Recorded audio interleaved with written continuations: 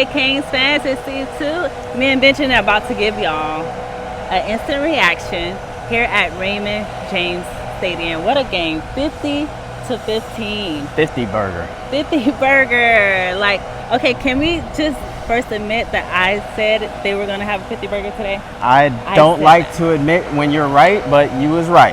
You was right. They got the 50.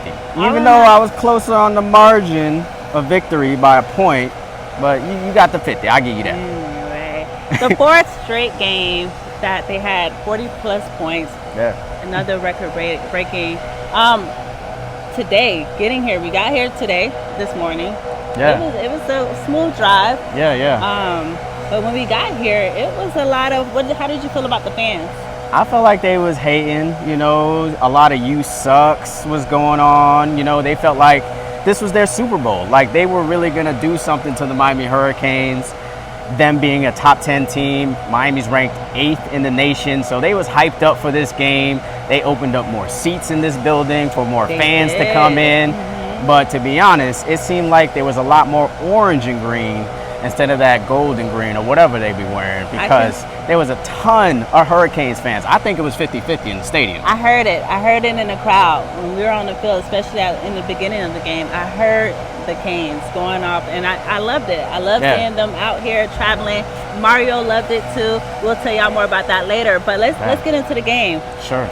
The man, campaign himself, Heisman, Cam Ward, did his thing, over 400 yards today, 7 touchdowns.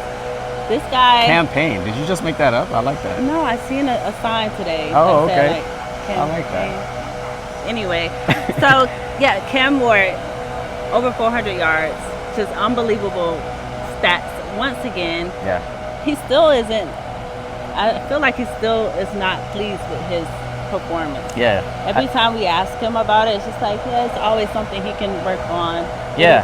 Definitely. I felt like he missed some throws today. There were some throws that he missed. I felt like Xavier Restrepo earlier in the game, if he would have hit that would have probably been a touchdown. But overall, the dude is just playing with an insurmountable amount of confidence. It's the type of confidence that I hope I exude when people see me, because the way he's just in the pocket, it's almost nonchalant. It's almost like, okay, well, yeah, you're like this close to me, but I'm still going to dump it off to my guy for a touchdown. Did you see that? Yeah. Oh, my gosh. The way how calm and poised he just always is, even coming out the tunnel. But I'm not going to lie, the D-line was on him, especially at the beginning of the game. Yeah. Cam Ward just, get off me. Right. That guy. So I love that about Cam. He was able to give it out to quite a bit receivers. Yeah, 9 receivers in total. Again, just kind of spreading the ball around. He did have 1 interception, but it was a kind of a fluke in my opinion. It was a fluke. He talked to George about it. He said they're going to get it back, so that's no problem. But the beautiful thing about this is, they take turns. All the receivers take turns scoring over 100 yards. Tonight was Isaiah Horton's night. Big Zay. He actually had 2 touchdowns. 1 got called back, over 100 yards. So salute to Zay. He had a really great game today. What did you think about his performance? First of all, it seems like he's getting a touchdown called off the board like every game. I have to go back at the tape and really kind of see if that's the truth. But I feel like he deserves a lot more credit than what he has been getting in these first 3 games. Absolutely. First 2 games, it was all about X. Last game, it was all about Jacoby George. And now Isaiah Horton had his chance to really shine under these lights at Raymond James Stadium. And I was really happy for him, because he's a guy that's kind of stuck with the program. Many thought that maybe he could jump into the transfer portal and see what his options were. He's from Tennessee. Maybe he goes closer to home or something like that. But nah, he stays home, stays with Kevin Beard. And he stayed for nights like this, where he had a career high. 6 catches or 8 catches? 6 or 8 catches it's 8. 8 catches for 108 and a touchdown. And 8 catches. Yeah, 8 catches for 108 and a touchdown. Very proud of him and his performance. And that performance to me really kind of showed me the real depth of this wide receiver room. Absolutely. And just the fact that any player can really go off. You got Zay that went off for 100. Jacoby George went off for 100 in the last game, and then X, he does what he does. setting more records, moving up the all-time receiving list with a solid performance as well. Elijah Arroyo said it this week, like any one of us can really kind of go off. Any given day. And you saw it today with Isaiah Horton. Any given week. So, yeah, that's what's up. I am really proud of Isaiah. No, seriously, I am. But, I mean, he wasn't the only one that put up points today. You know, Damian ran for 3 touchdowns. Yeah. He put up most of the points for today. Sure.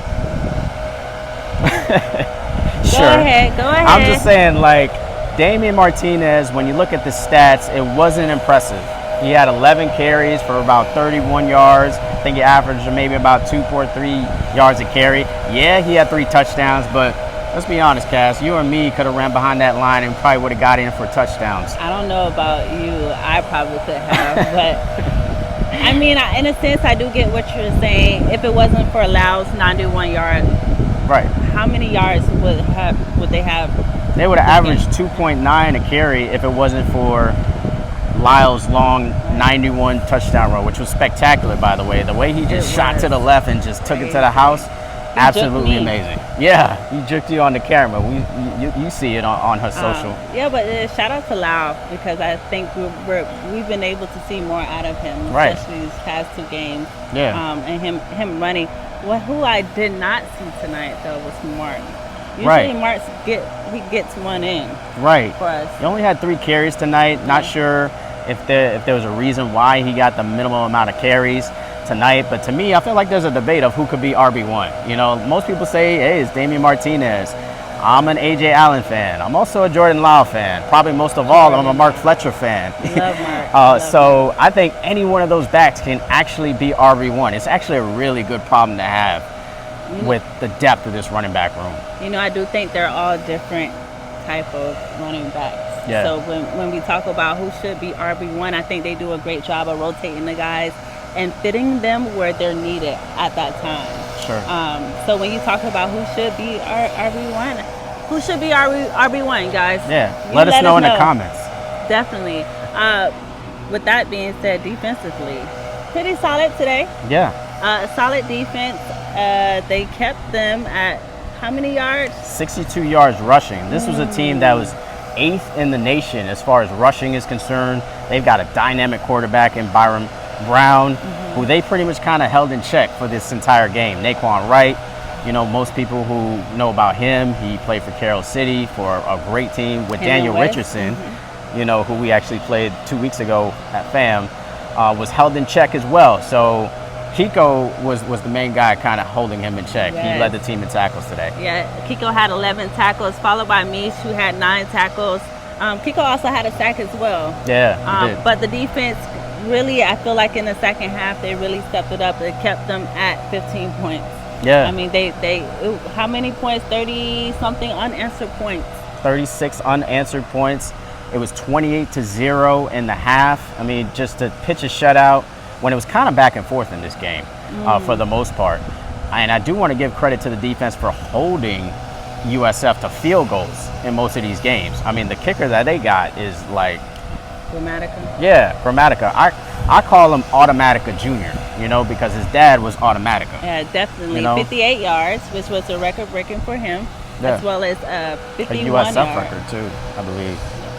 It is a USF, but 51 yards as well. And then it was another kicker, guys. Just want to clarify, it was another kicker that came in and missed the 31-yard field goal. Yeah. But with that being said, you know, the guys, they came in, they didn't flinch. This was the first time they trailed all season. So it was just like, okay, how are they going to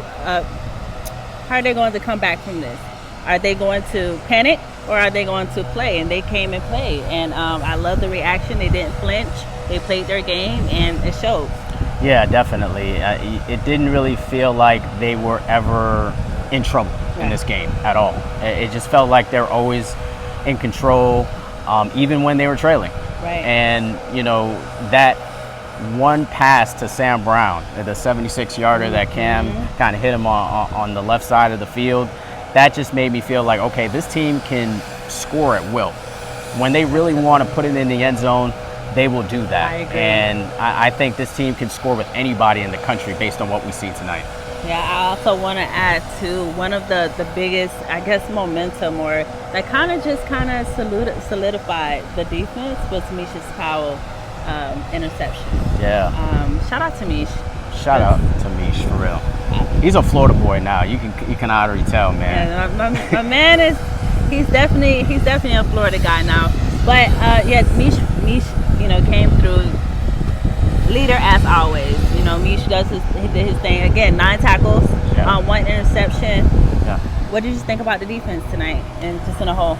I thought the defense played pretty well. Like I said, 62 yards rushing they held USF to, which is pretty impressive. Shutting them out in the second half was also impressive, and you kind of saw big plays from different guys. It wasn't just Tyler Barron this time. It was Simeon Barrow made some plays. I saw CJ Clark, chasing down Byron Brown, getting him on the ground. It was definitely a collective effort, I think, from the defense this time.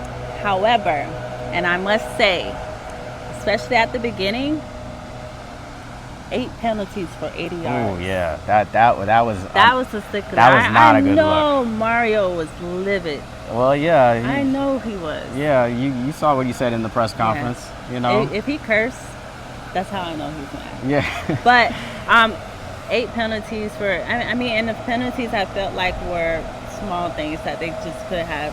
Right. A lot of pass interference.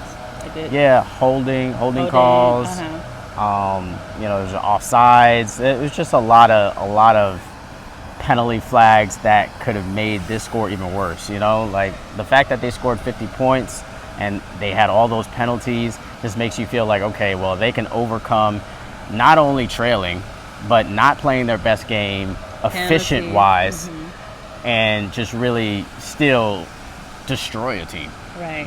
Right. I mean, it's just one of those things, and I feel like we've said this before in other instant reactions. The penalties, leaving points on the board. Yeah. It's kind of like but we're in the 4th game. Next, we got some conference play. Conference play against Virginia Tech. Yes. Yeah. So I'm excited about that. I'm definitely excited about that, but a little worried too, because I'm worried about this running game. You should be too. And Canes fans should be worried about it a little bit too.